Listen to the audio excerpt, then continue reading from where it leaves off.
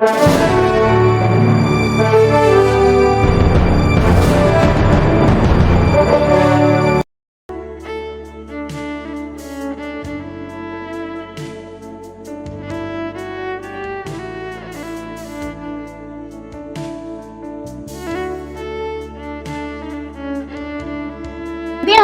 சில ஆலோசனைகள். தினமும் அதிகாலை எழுந்து ஓரிரு மணி நேரம் தனி ஜபத்துடன் உங்களின் அன்றாட பணிகளை ஆரம்பியுங்கள். அந்த நாளில் உங்களை சந்திக்கக்கூடிய பாவ சோதனைகளையும் நீங்கள் எதிர்கொள்ளக்கூடிய காரியங்களையும் பணிகளையும் ஆண்டவரிடம் மனம் திறந்து சொல்லுங்கள். இதில் விசுவாச வீரர் யெப்தா நமக்கு சிறந்த முன்மாதிரி. யெப்தா தன் காரியங்கள் எல்லாம் மிஸ்பாவில்லை கர்த்தருடைய சந்ததியில் சொன்னான். நியாயாதிபதிகள் 11:11 என்று பார்க்கின்றோம். ஒரு மனிதனை ஆண்டவரின் இருதயத்திற்கு உகந்தவனாக்கக்கூடிய மாபெரும் வலிமை ஜெபத்திற்குண்டு. அதிகமாக ஜெபிக்கும் ஒரு ஆத்மா அத்தனை எளிதில் பாவத்தில் ஒரு காலம் விழவே விழாது. அந்த ஆத்மா எந்த சிக்கலான சூழ்நிலைகளின் மத்தியிலும் ஆண்டவர் இயேசுவுக்குள் சமாதானத்துடன் கடந்து செல்லும். உங்கள் நண்பர்கள், குடும்ப உறுப்பினர்கள், உடன் வேலை செய்பவர்கள், வீட்டிற்கு அருகில் வசிப்பவர்கள், சபையில் உள்ளவர்கள் பெயரை சொல்லி ஜெபியுங்கள். யோபு தன் சிநேகிதருக்காக வேண்டுதல் செய்த போது கர்த்தர் அவன் சிறையிருப்பை மாற்றினார். யோபு 42:10. உங்களால் கூடுமானால் ஒரு நாள் குறிப்பு புத்தகத்தை கையாளுங்கள். அதில் ஒவ்வொரு நாளும் நீங்கள் அதிகாலை எழும்பி ஆண்டவருடன் தனித்து உறவாடி மகிழ்ந்த மணி நேரங்களையும், ஆண்டவர் உங்களோடு விசேஷமாக இடைப்பட்ட தேவ வசனங்களையும், நீங்கள் உபவாசித்த நாட்களையும் கருத்தாய் அதில் குறித்து வாருங்கள். உங்கள் வாழ்வின் தேவைகளை அதில் ஜெபமாக எழுதி அதற்கான விடை கிடைத்த நாளையும் அதற்கு கீழே குறிப்பிடுங்கள். மாத்திரமல்ல, நீங்கள் சந்தித்து இயேசுவை பற்றி கூறின ஆத்துமாக்களின் பெயர்களையும் அதில் பதிவு பண்ணுங்கள். அவர்களின் மீட்புக்காக ஜெபிக்க அது அனுகூலமாய் இருக்கும். நாளுக்கு நாள் ஆவிக்குள் வளர இவ்வித ஏதுக்கள் மிகவும் உதவியாயிருக்கும். தேவ பிள்ளைகள், அனுதினமும் கர்த்தரை நன்கு சோத்திரிங்கள். துதித்தலே இன்பமும் ஏற்றதுமா இருக்கிறது. சங்கீதம் 147:1. இந்த புதிய ஆண்டில் அநேக நாட்களை உபவாசத்தில் செலவிடுங்கள். உபவாசம் ஆவிக்குரிய பரிசுத்த வாழ்வின் கண்களில் ஒன்றாகும். அந்த கண் இருள் அடைந்து விடாதபடி பாதுகாத்துக் கொள்ளுங்கள். ஆண்டவரின் வேதம் உங்களின் மனமகிழ்ச்சியாய் இருக்கட்டும். வேத வசனங்களை இருதயத்தில் அதிகமாக சேர்த்து வையுங்கள்.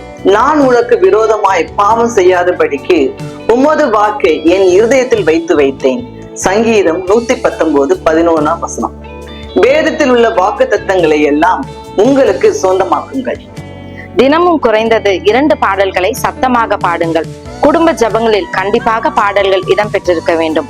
உங்கள் பிள்ளைகளை பாடல்கள் பாட உற்சாகப்படுத்துங்கள். உங்கள் வீடுகளில் தேவனை துதிக்கும் சத்தம் கேட்கட்டும். உங்கள் இருதயத்தில் தேவனை எப்பொழுதும் பாடிக்கொண்டே இருங்கள். கொலோசையர் 3:16. நீதிமானோ பாடி மகிழ்கிறான். நீதிமொழிகள் 29:6. நல்ல ஆவிக்குரிய சபைக்கு செல்லுங்கள். நல்ல சபை என்றால் சத்தியத்தை சத்தியமாக போதிக்கிற சபை. நாம் நமது பிள்ளைகளை எது நல்ல பள்ளி, எங்கு கோச்சிங் நன்றாக உள்ளது என்று பார்த்து சேர்ப்போம். பிள்ளைகள் படிக்கிற பள்ளியில் கற்றுக் கொடுப்பது சரியில்லை என்றால் உடனே பள்ளியை மாற்றுவோம். அதுபோல எந்த சபையில் சத்தியத்தை சத்தியமாக போதிக்கிறார்கள் என்று பார்த்து அந்த சபைக்கு செல்ல வேண்டும். அப்போதுதான் ஆவிக்குரிய ஜீவியத்தில் நாம் வளர முடியும். நாம் வளரும்படி சபையில் வைத்தார். வளராவிட்டால் நஷ்டப்படுவோம். வருஷத்தை கடந்து போகிறோம், வளர்ந்து இருக்கிறோமா? சபை பரிசுத்தவான்கள் சீர் பொருந்தும் இடம். எபேசியர் 4:12. சீர் பொருந்துதல் என்றால் பரிசுத்தம் அடைதல். இன்றைக்கு அநேக சபைகளில் வருடத்தின் 365 நாட்களும் ஆசீர்வாத பிரசங்கம் தான். ஊழியர்களே, உங்கள் சபை மக்களை வருகைக்கு ஆயத்தப்படுத்துங்கள். உன் தேவனை சந்திக்கும்படி ஆயத்தப்படு. ஆமோஸ் 4:12.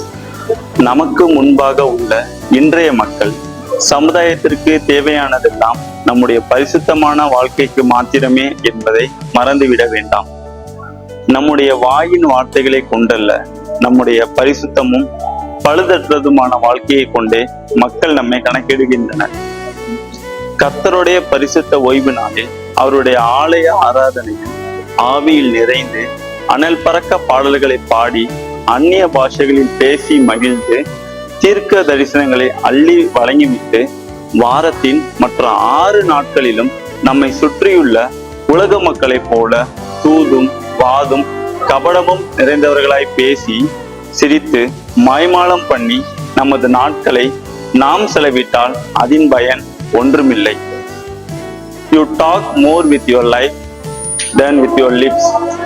அதாவது உன் வாய் பேசும் வாயின் வார்த்தைகளை விட உன் வாழ்க்கை அதிகமாக பேசுகின்றது. நம்முடைய தனிப்பட்ட அந்தரங்க வாழ்க்கை பரிசுத்தமுடையதா இருக்கட்டும். நம்முடைய பரிசுத்தமுள்ள வாழ்க்கை மாத்திரமே அநேகருக்கு ஆசீர்வாதத்தை கொண்டு வரும். ஆமென், அல்லேலூயா.